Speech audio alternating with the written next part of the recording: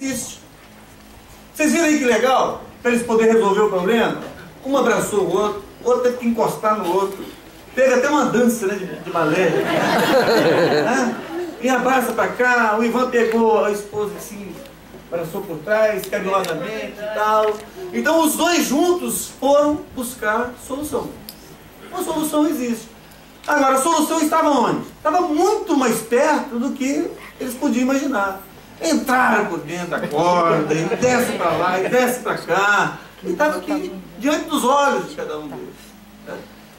Então, se nós quisermos, a gente resolve o nosso problema. Agora, se nós não quisermos, não tem ninguém, nem Deus pode fazer.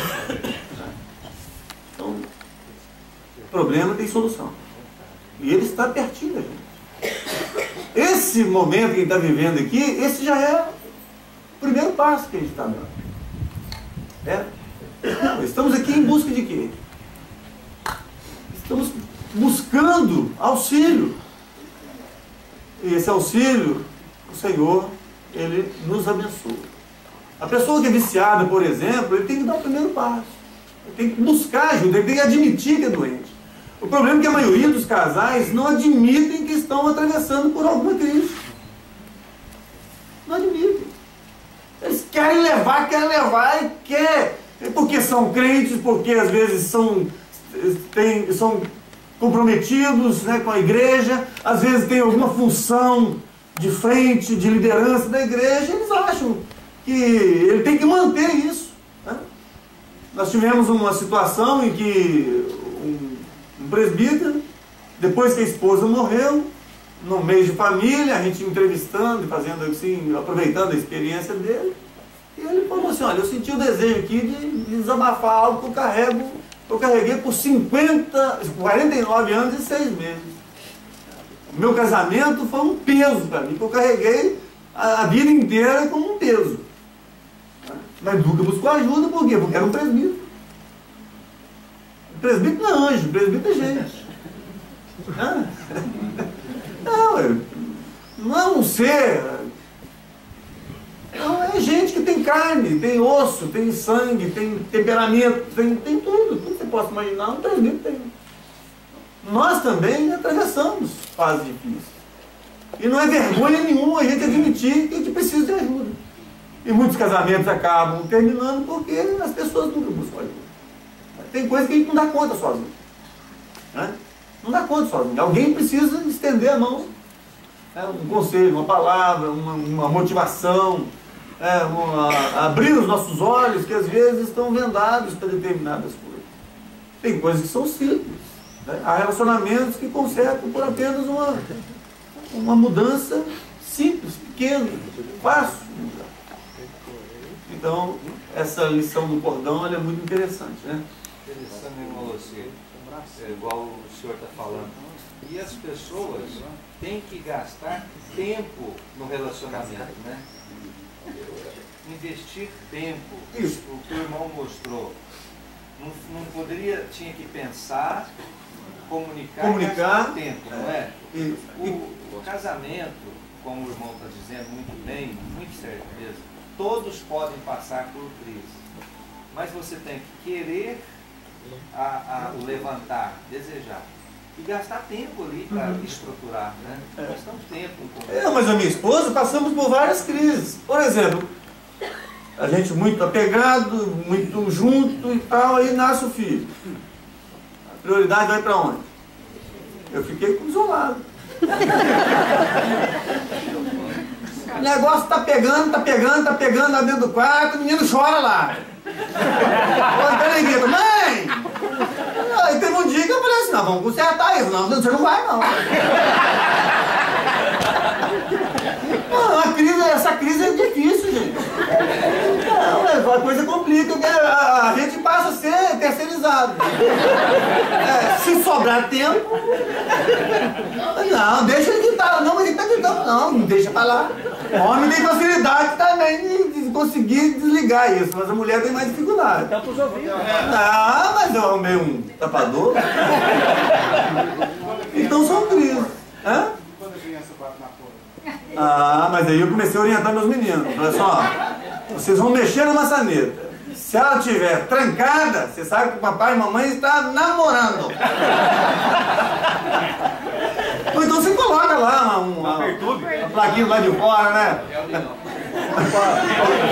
Fechado para a reunião. Essa crise, por exemplo, né?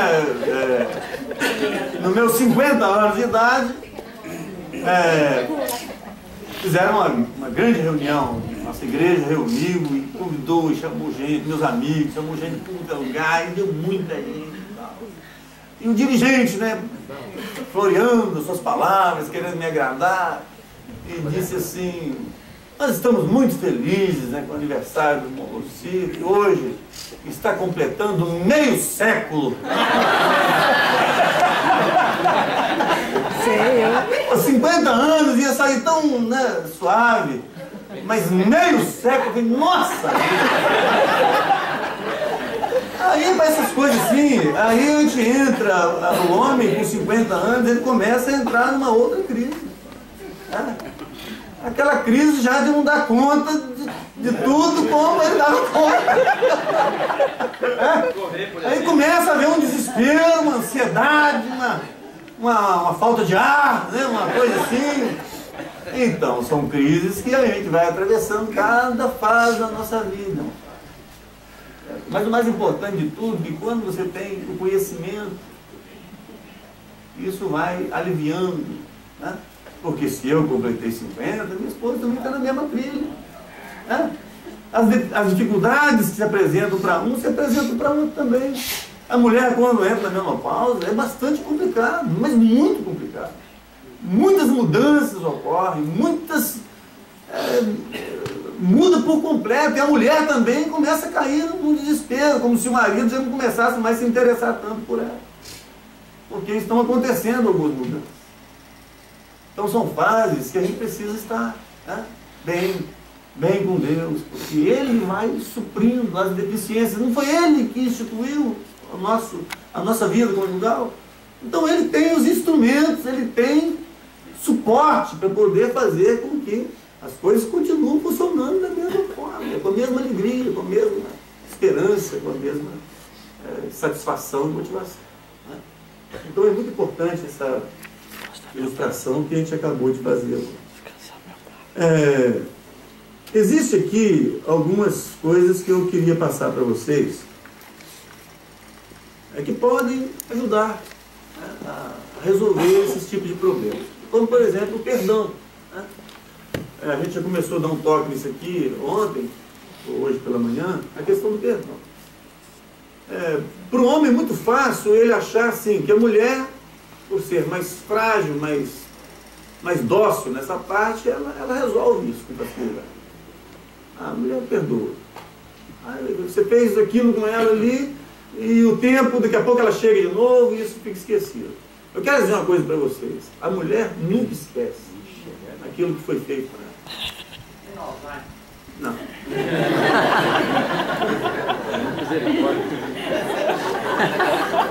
Nunca esquece. Vai ficar lá.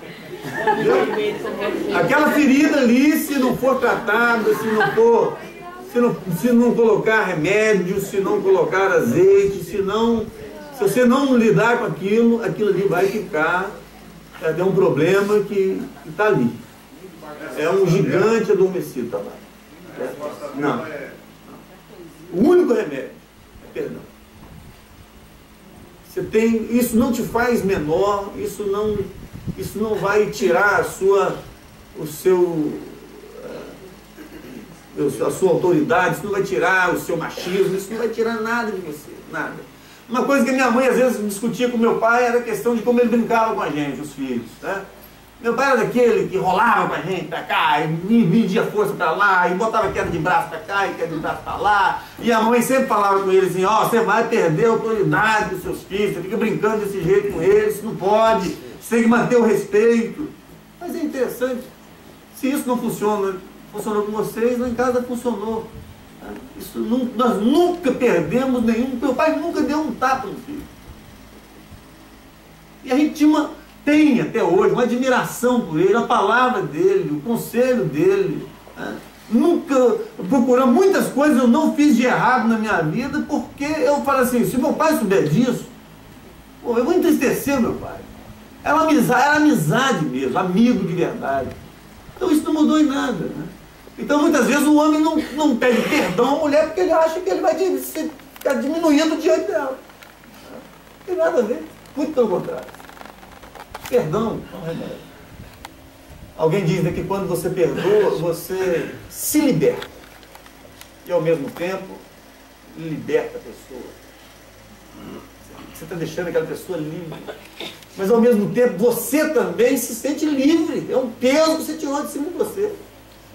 Então o perdão é algo que realmente faz parte. Não é fácil lidar com isso. Cada um tem o seu temperamento, tem cada um. Eu, por exemplo, essa parte... Eu levei muitos anos da minha vida para poder lidar com isso e ainda tenho muito que trabalhar nessa área. Porque eu herdei isso do meu avô. O meu avô, se ele riscasse uma pessoa do caderno dele, nunca mais ele voltava a falar com aquela pessoa. A minha avó sofreu demais. Uma vez que ele passava 6 meses sem dirigir uma palavra.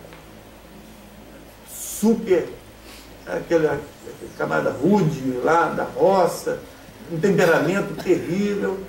Deus teve muito trabalho para poder cuidar do coração do meu avô. E a minha avó sofreu demasiadamente. Uma mulher que teve 13 filhos, ainda mais 2 ou 3 que morreram, que morreram no parto. Minha avó, ela foi uma guerreira, uma campeã, para poder lidar com um marido tão rude como ela fez. Então muitas coisas do meu avô aí passaram para a gente, né? Então lidar com isso, né, com relacionamentos, isso é bastante complicado. Mas o amor, ele é capaz de fazer isso, né? A palavra grega, né, segundo os que entendem de grego, traduzindo a palavra perdão, significa literalmente cancelar ou remir. Apagar mesmo. E é interessante que aqueles que já passaram por essa experiência, gente, que alívio que é quando se entra num acordo, né? E que você sente o perdão, quando você é perdoado pela pessoa que você admira, que você gosta, que você ama. Então é realmente um alívio. Jesus disse em Mateus 18, 21, Jesus falando àqueles que estavam ao seu redor. Pedro, né? Perguntando, Senhor, quantas vezes eu devo perdoar? Foi quantas? Isso não é um número, né? Isso é apenas uma... Não existe quantidade de vezes que você vai perdoar. Uma outra coisa importante também, que é muito legal a gente praticar isso, é a admiração. Tá? A gente admirar a pessoa que a gente ama. Mas é muito importante também te dizer isso. Agora há pouco o irmão Paulo estava falando comigo assim, rapaz, eu não tenho muita habilidade de falar para minha esposa as palavras, né? Mas quando eu chego assim de viagem, estou com saudade dela, um abraço dela, choro. Então chora, irmão Paulo, chora. Mas também coloca algumas palavras, né? Porque as mulheres gostam de palavras, né? A admiração, é impressionante que todo mundo vê as mudanças que acontecem na nossa esposa. O camarada lá da padaria fala, ô dona Eli, como é que ela está diferente, como é que ela está bonita. O que ela fez? Ficou no salão, mexendo o cabelo, né? E outros lá, vai lá no Verdão, e lá o rapaz fala assim, ó dona Eli, que legal, que roupa bonita, estou muito bem da senhora. Essas pessoas veem, e por que os maridos não conseguem ver isso? Eu sei que nós temos dificuldade de ver coisas. O irmão ficou perguntando ali sobre a fronha ali, eu falei, tá, desenho de fronha.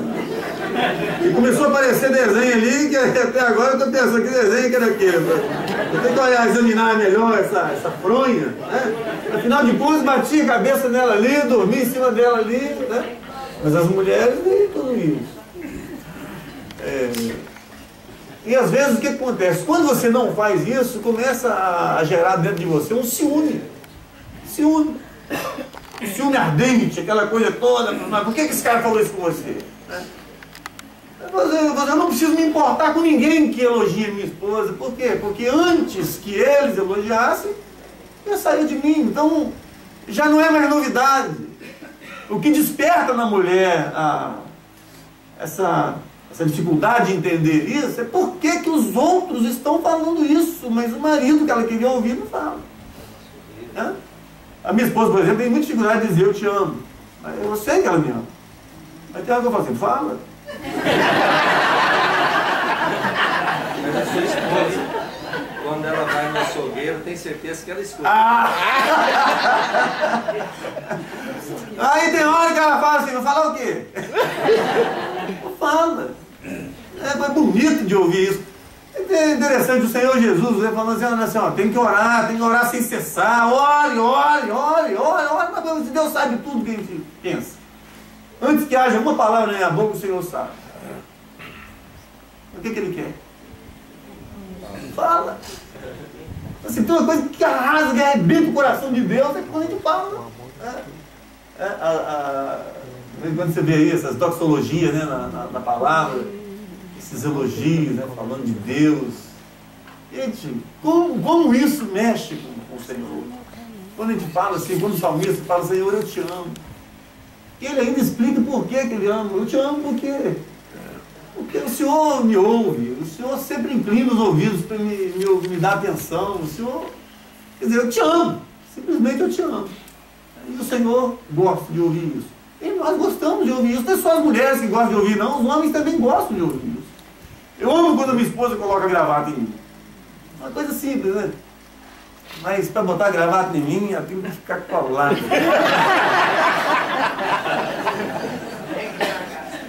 Ó, aqui, ó, não é brincadeira, eu via isso na televisão, aí comecei a falar isso em casa, né? Eu via aquelas mulheres que eu tava arrumando, o camarada, o cara que tá saindo assim, o artista que é galã, né? Aí a mulher vai lá e coloca a gravata assim, e fica pertinho assim, aí poder dar um beijinho assim e tal, e sai pro trabalho, tal, sai pra função dele. E eu falei assim, deixa com isso. Olha, eu preciso aprender a dar um nó à gravata, colocar a gravata em mim, me arrumar e tal. Isso é muito gostoso, é verdade ou não é? Capricho, quando a gente estiver colocando gravata, não deixa ele colocar. Coloca a gravata. Aí você aproveita para poder fazer isso. Essa admiração, né? Eu tenho visto muitos homens, às vezes, né, quando a mulher está se arrumando, ou quando ela está ali, né, então, aí ele começa a falar de defeitos que tem no corpo dela. Ô, gente, ele ali até lembrou ali, meus 25 anos atrás, né? Mas aqui, não dá para comparar mais, né? 25 anos atrás, eu há 33 anos atrás, sabe quantos quilos ele tinha? Magrinho, 49. Peso de um adolescente, né? Tudo muda. Não é mais. Ela envelheceu e eu também. Então agora o nosso olhar, eu não posso olhar para ela, para o corpo dela e querer que o corpo dela seja um corpo de uma moça de 15 anos. E ao mesmo tempo também eu acho ridículo, por exemplo, uma mulher que tem 60, 50, 60 anos querer se arrumar como uma menina de 15 anos, 16 anos. E tem muitas fazendo assim, né? Colocam roupas que não está adequado para a roupa, para a idade daquela pessoa. Já passou o tempo, já foi. Né? Homens também, que agora não sou nada, eu acho que tem que fazer exercício mesmo, tem que cuidar do corpo. E vão para a academia e ficam de uma forma e colocam uma roupa tão apertadinha, mas porque tem que mostrar, né, o físico, mas não combina com a idade dele. Né? E nem com a vida que ele leva, nem com o relacionamento que ele tem com a idade da sua esposa. Não combina isso. Né? Tem muita coisa que parece que não combina mais. Né? Então ele tem que ter cuidado, para que isso não atrapalhe, não traga dificuldade dentro do nosso lar. Admire, né? Elogie, não somente veja, mas fale. Fale do seu jeito. Adão não sabia falar, mas falou. Né? Falou. Fale do seu jeito. Ela vai entender. Né? Porque ela casou com você, por você ser assim mesmo. Né? A outra coisa importante também é servir. Eu acho que a gente tem que pensar mais no outro do que em si mesmo. Se eu pensar mais nela, automaticamente ela vai também pensar em mim. Né? Eu vim agora há pouco elogiando minha esposa, porque lá ela não tem preguiça de fazer nada. Eu sou um cara assim, imperativo, eu sou impulsivo, eu sou cheio de mania, eu sou cheio de... ela, por exemplo, para fazer uma viagem, tem que arrumar a mala por uma semana. Eu não. Eu falo para ela assim, vamos viajar? Não, mas não é assim não. Vamos viajar, vamos embora. Tá? Ela não. Tem que ser devagar, tem que pensar, tem que ver o que vai levar. Então não pode faltar nada, e se faltar, fica doente, porque podia ter trazido aquilo, podia ter trazido aquilo outro. Né? Então, o que acontece? Aí eu chego em casa e falo assim, vamos comer um peixe? Vamos comer. Mas onde está o peixe? Rapaz, está num congelador, mas tudo aquilo está gelo puro. Vamos comer o peixe. Aí o que a gente faz? Eu vou lá, meto uma alavanca nele lá e quase furo no negócio da geladeira, arranco inteiro, e vou lá no tanque lá fora, que tanque grandão, joga ele lá dentro, abre aquela torneira em cima e toma nele e tal, e aquele bicho que tá lá meio mole, aí bota lá no micro-ondas, dá mais uma carga de energia nele, o bicho tá todo assim, mete sal grosso nele, manteiga e pronto, tá no forno. Que hora que a gente vai comer esse peixe? Agora, tem prazer melhor do que esse? Isso pode até custar caro para ela, né? E já cansado do trabalho o dia inteiro, mas nós nunca perdemos uma noite dessa porque ela não quis me servir. É legal isso, isso custa muito caro, eu sei que custa muito caro, mas o prazer disso, nossa, não tem. Aí liga, vamos, vem cá, rapaz, tô comendo um peixe aqui. Eu ligo pro filho lá, meu filho, vem cá. Daqui a pouco a família está toda ali. Isso, nossa, como é bom. Aventurar não é fácil não, viu? Muito bem. Sonazinho, você sempre não toca, tá? Se quiser aí. Ok? Muito bem. Então nós vamos aqui, então, se eu perguntasse para vocês, o que é amor? Então a Bíblia agora vai responder.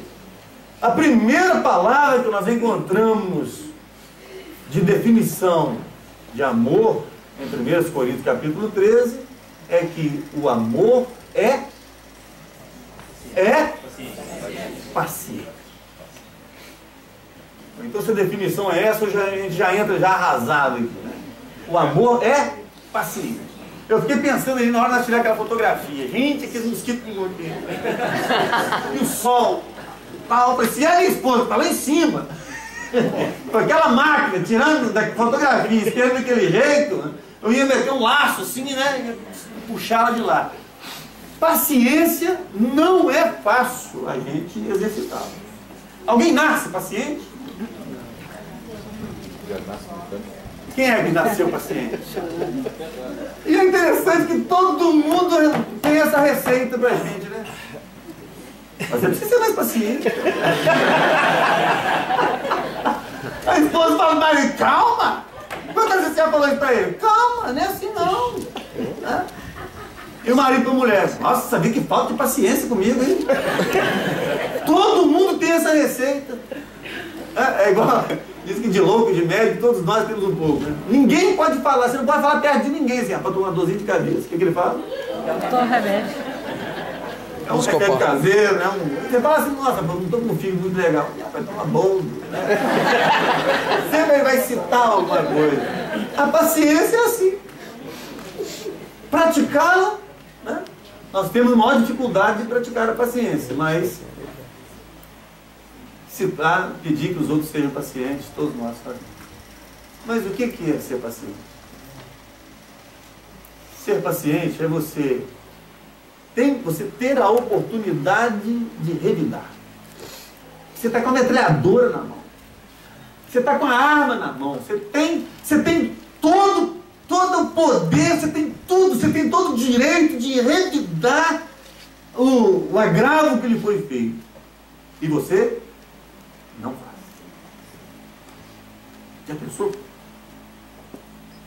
Pode fazer, a pessoa te ofendeu, a pessoa te xingou, a pessoa te colocou você lá embaixo. É a oportunidade que você tem de revidar. Mas como você tem um amor paciente, o que você vai fazer? Você não vai revidar. E eu vou te contar, tem hora que a mulher, ela perturba a gente. Ela futuca a gente assim, e aí não fala nada, fala assim, você não vai falar nada, não? A minha mãe falava demais isso com meu pai. Você não vai falar nada, não, Nadinho? Falou o quê? Falou o quê? Falou uma coisa que ela queria que ele falasse, revidasse alguma coisa para que acalorasse mais a discussão, né? Então, aí parou por ele. Então, não, amor paciente é uma coisa extraordinária, né? Como explicar esse amor paciente? É exatamente isso. A gente não sabe revidar. Tolerância esticada ao máximo. É interessante, né? Porque como Deus trata disso, né? Ele diz assim, né? Que lá em Romanos, né? Que ele fala lá, benevolência. Ele chama tudo isso de riqueza, né? Benevolência, paciência e longanimidade. Quando termina a paciência de Deus, o que começa? A longanimidade. E a nós, quando nós terminamos a paciência, o que acontece? Hã? Quando a nossa paciência termina, quando você fala para o seu filho assim, ó, minha paciência esgotou. O que acontece? Pode pegar a frente. O negócio é pegar. O amor paciente. A nossa paciência é assim. Olha bem. Tolerância esticada ao máximo. Em quem nós pensamos na Bíblia como exemplo? José. Pensa em José. José tinha tudo nas mãos para poder agora revidar o que fizeram com ele. Seus irmãos, né? A mulher de Potifar, o próprio Potifar. E o que aconteceu? O que José exerceu? Perdão. Olha que perdão. Sabe por quê? Porque José, em momento algum, ele alimentou no seu coração a amargura. Não tinha amargura no coração dele, com ninguém deles. Os irmãos dele ficaram apavorados. É você, José? Sou eu mesmo. E agora o que vai ser de nós? Pode ficar tranquilos, eu não vou fazer nada com vocês. Quando Jacó morreu, os irmãos de José ficaram apavorados. Ele agora vai, ele só está esperando nosso pai morrer, ele vai pegar ele. José falou assim, o que vocês estão conversando? Estão discutindo o quê? Tudo isso aconteceu porque Deus permitiu que acontecesse. Eu estou aqui para salvar a nossa família. Eu não tenho nada contra vocês, não tenho nenhuma amargura. Eu penso que a amargura, ela é um veneno, né, que você toma para matar a pessoa. Quem morre? Quem que morre? Tem muita gente que está doente, está ficando doente aí, por quê? Porque carrega no coração uma amargura qualquer. E a palavra de Deus diz assim, né, quando ela trata disso, ó, tirai dentre vós toda a raiz de amargura. Não é fácil lidar com isso. Isso é como um médico lidar com um tumor cancerígeno. Ele vai operar a pessoa e fala, tem que extrair esse tumor. Mas na hora que ele vai extrair esse tumor, o bisturi não tira somente a área afetada. Ela vai mais profundo. Ele vai na parte boa também, né? E retira aquela parte boa também, para que não fique absolutamente nada, nenhuma possibilidade de ficar qualquer tipo de raiz. Porque se ficar, me lembro de um pastor que dizia assim, durante os seus 50 anos de ministério, ele falou assim, a parte mais difícil que eu tratei na minha igreja não foi pecados praticados por pessoas, como prostituição, como adultério, como outras coisas, mas a mais difícil é problemas de relacionamento. Você coloca um perto do outro, tá? Abraça, aperta a mão, perdoa, aí se abraça, cumprimenta. Daqui a pouco volta tudo novamente. Tá? Ele falou, quantos casais eles foi aconselhar e na hora se acertaram? Mas 2 meses depois, 3 meses depois, estão lá com os mesmos problemas, com as mesmas dificuldades, batendo na mesma tecla. Então é porque não foi tratado aqueles problemas. Outra questão também, outro exemplo é Davi e Saul. Né? Uma hora que os valentes de Davi falou assim, pelo amor de Deus, então já que você não quer fazer, não quer matar Saul, então deixa que nós façamos. A gente corta a cabeça dele, corta o pescoço dele. Saul falou, porque Davi falou o quê? Não. Vai. Na verdade, Davi amava Saul. Não. Jamais tocaria num juiz. E a gente não tem paciência de lidar com coisas tão simples dentro de casa. Né? A gente poderia aproveitar mais, né? Utilizar mais palavras românticas, usar do carinho. Na verdade, a experiência em família, ela tem de tudo, né, para ser o ambiente do romantismo, da alegria, do prazer, mas também a experiência em família é perpassada pela dor. Existe muita alegria em família, mas também existe muita tristeza. É gostoso, né, quando você vê assim, você passa assim, determinada rua assim, de repente uma casa assim, toda iluminada, toda... E de repente você escuta que as gargalhadas dentro de casa, né, ou do homem, ou da mulher, ou das crianças dentro de casa. Aí eu sempre passo uma olhadinha assim, e falo assim, puxa vida, como é bom. Isso é sinal de que não tem doença, que não tem problema, é sinal que as coisas estão funcionando, é sinal de que realmente a vida familiar é prazerosa. Mas quantas vezes a gente passa e escuta também aquelas gritarias, aquelas discussões, aqueles xingamentos, aquelas palavras fortes, né? Aquelas coisas horríveis. A gente pensa assim, alguma coisa está errada nessa casa. A forma adjetiva dessa palavra significa constante, resistente, denodado, impetuoso, destemido. A paciência suporta muitos deslizes, conforme alguém diz aqui. E ela suporta, né, as dificuldades da pessoa amada. Curioso, né? Todas as pessoas recomendam paciência, assim como nós falamos. Tiago 5,11, leia para mim. Alguém lê para mim. Tiago 5,11.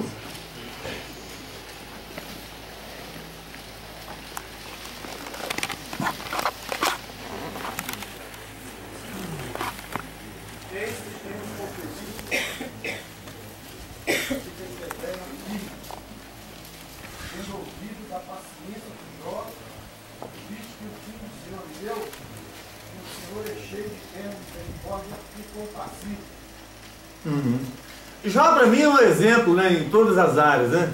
Jó para mim ele é um exemplo de pai, ele é um exemplo de marido, ele é um exemplo de uma pessoa, de um servo de Deus, uma pessoa maravilhosa, né? E mesmo assim ele tem a humildade de dizer que com tudo aquilo que ele possuía, com o próprio elogio de Deus sobre ele, diante de Satanás, ele ainda mais tarde diz, né, que tudo quanto ele conhecia de Deus, ele conhecia por ouvir falar. Mas que depois daquela grande experiência, ele conhecia Deus ainda mais, agora com seus próprios olhos. Isso é humildade de uma pessoa que tinha a vida como ele tinha. Tinha 10 filhos, ele não tinha 2 filhos como eu tenho, tinha 10. E ele, como era muito ocupado, então ele acordava de madrugada para poder fazer sacrifício por cada um dos seus filhos. E isso é pensando que nos seus ajuntamentos, algum deles pudesse ter feito algum agravo contra o Senhor. Então ele intercedia pelos seus filhos. Eu acho muito legal quando os pais nunca desistem dos seus filhos. Né? Nunca desistem. Ele está com problema, está envolvido com alguma situação errada. Então eu acho muito legal quando um pai acorda de madrugada e vai lá e impõe as mãos sobre o seu filho, ele dormindo ali, e fala para o Senhor: Senhor, meus filhos não foram feitos para o inferno, meus filhos são herança do Senhor. Então você não pode perder isso de vista. Ele está fora da presença do Senhor, não desista dele. Não o perturbe, mas também não o deixe. Nunca desista dele. Vai lá, deixa ele dormindo de madrugada. Você vai lá, faz como Jó fez. Isso vai trazer resultado. Deus vai agir no coração dele. Uma das coisas assim que me despertou muito na minha juventude foi quando eu chegava de madrugada tentando viver o mundo por um período, e que eu chegava de madrugada, minha mãe estava acordada lá, esperando. Estava lá. Podia ser qualquer hora, 2 horas da manhã, 3 horas da manhã. Não importava a hora, minha mãe estava lá esperando. Quando eu abria devagarinho a porta da sala, que ia entrando assim, a mãe estava lá. Ô, meu filho, estava orando por você agora há pouco. Sem nenhuma palavra de condenação, sem nenhuma... Eu já falei com você várias vezes, nada disso, não tem isso, não tinha isso. Era mostrando ali uma convivência com o Senhor. Isso certamente influenciou e muito na vida dos filhos de Jó. Ali. E como é que ele lida com a sua esposa? A sua esposa está no desespero, a sua esposa já não aguenta mais, é um vaso mais frágil, em todos os sentidos, emocionalmente, psicologicamente. Essa mulher não aguenta, ela vai chegar perto do seu marido para poder, como é que ela dá um beijo num homem daquele, cheio de lepra, cheio de mau hálito. Ele, Jó mesmo, fala sobre isso. Vamos lá, ninguém chegava perto dele, os amigos fugiram, todo mundo fugiu, o homem está lá sozinho, a mulher está ali, já chegou um ponto que ela já não aguentava mais. Ô Jó, amaldiçoa teu Deus, morra. O que Jó falou? O homem não perde a ética, o homem não perde a sua sensibilidade, nem quando a sua esposa fala desse jeito. Ele não chamou ela de louco. Ele só disse que o que ela estava falando eram palavras de uma pessoa louca. Que comportamento. Que paciência. Eu digo para vocês, olha, que área difícil é essa para mim. Eu falando sobre isso aqui agora, eu fico morrendo por dentro, falando, meu Deus, me ajuda. Né? Eu estou com vocês assim, me socorre, porque tem semáforo que não dá vontade de explodir, tanta raiva que eu tenho, tem um semáforo já indo para casa de oração, já sai já apavorado para chegar na hora, e sempre parece que ele está ali dizendo assim, pare. Ele só tem hora que está amarelo. Aí me lembro de um juiz, né, na audiência, falou assim, Solocê, esse mundo só vai mudar o dia que as pessoas aprenderem que o semáforo amarelo não é para você acelerar.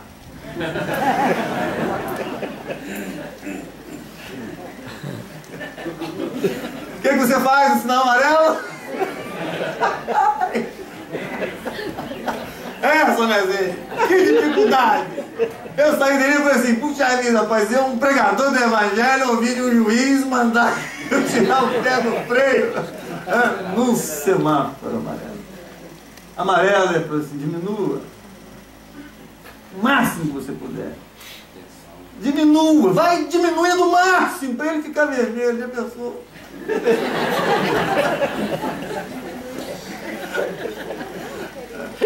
Exercer a paciência, meu pai, como é difícil. Chega no banco apavorado, com pressa, e aí você consegue chegar na sua vez. Aí você olha, ó, isso aqui é naquele setor lá. Mas eles podem me atender na frente, porque eu fiquei aqui na vila. Não, o senhor vai ter que estar naquela frente. É demais, né? É demais. E aí todo dia ouvindo minha esposa, calma, né? Tem mais paciência. Eu vou juntando para conversar com o filho. Aí ela fica perto. Não, mas deixa eu conversar com ele. Não, eu quero ver o que você vai falar. Aí quando começa, ela fala assim, calma. Não é fácil não. Eu quero ver se na fila da morte alguém quer antecipar sempre. Ninguém. Já viu ali? Ninguém quer. E se alguém quiser ir entrar na minha frente...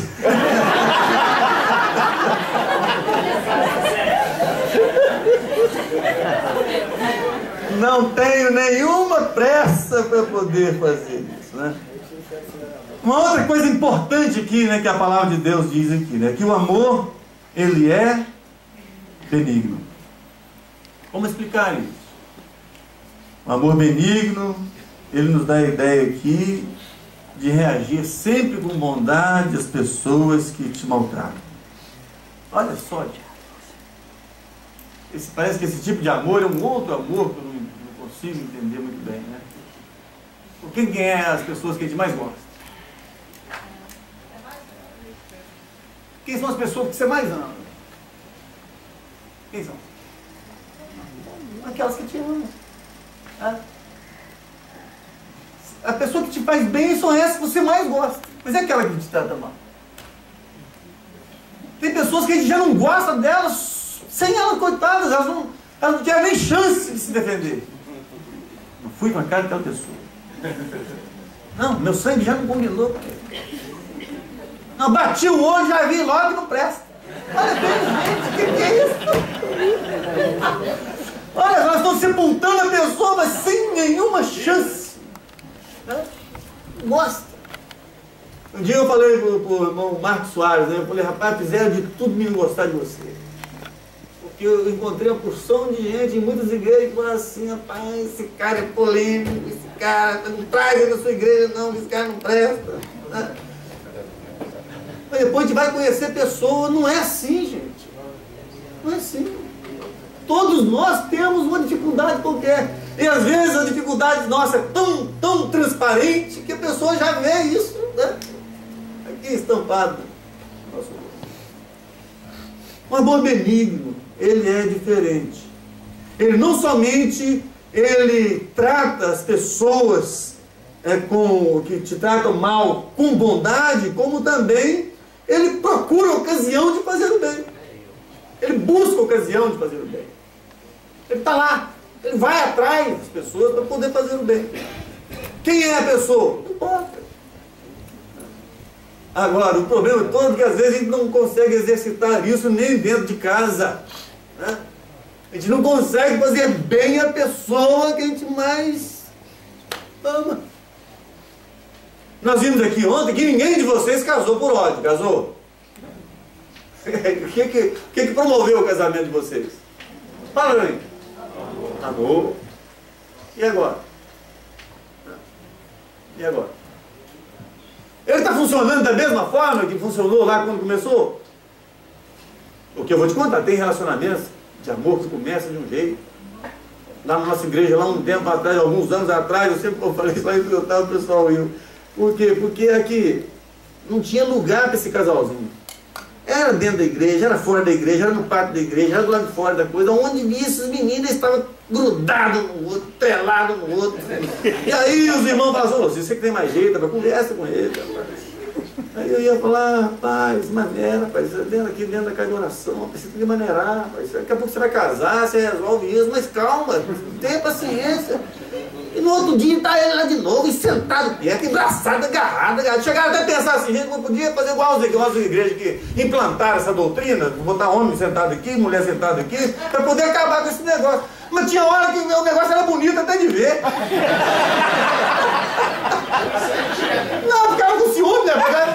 Ficava com inveja daquilo, né? Inveja, porque agarra pra lá, embaça da capa, nunca vi tanta, né? Dá um incentivo. Pois é. Mas vai ver hoje. Tá bom. Tá bom. Chega meia hora depois, né?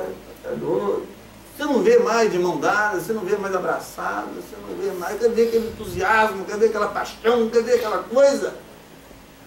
Agora eu tenho saudade. Manda eu aconselhar esse casal, agora não tem mais esse aconselhamento, né? Acabou, esfriou tudo. Por que tem que ser assim, gente? Hã? Aí o que acontece? Aí as mulheres agora gostam de novela. Por quê? Eu beijo que o Francisco Longo deu, né? Nossa, olha lá, Bruna Lombardi, não sei lá mais quem, não sei mais quem lá. Por quê? Porque, gente, é saudável, faz bem. Faz bem. Isso faz parte da convivência a vida inteira. É muito legal, né, quando você vê os casais já velhinhos, né? Abraçados, né? Bondade. A pessoa, Marcos, daqui 50 anos, com a sua esposa. Né? Eu espero que vocês vão continuar assim, sempre abraçadinho, de mão dada, não é por medo de cair, mas...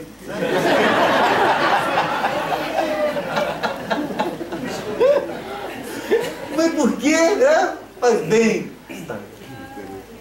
Nós fechamos essa parte.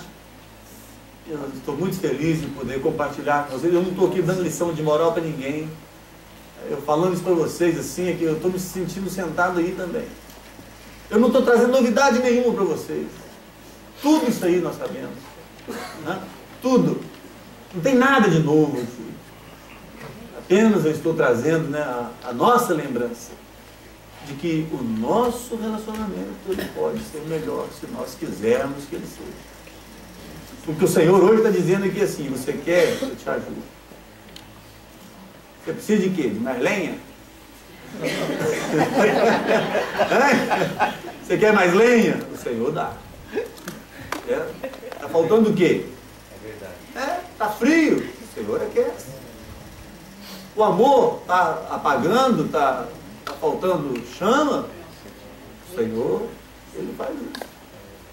Ninguém sabe mexer com coisas estragadas, com coisas deficientes, ninguém sabe mexer como Deus sabe, em coisas quebradas, né? Não tem mais jeito, Deus faz outro. Né? Faz outro.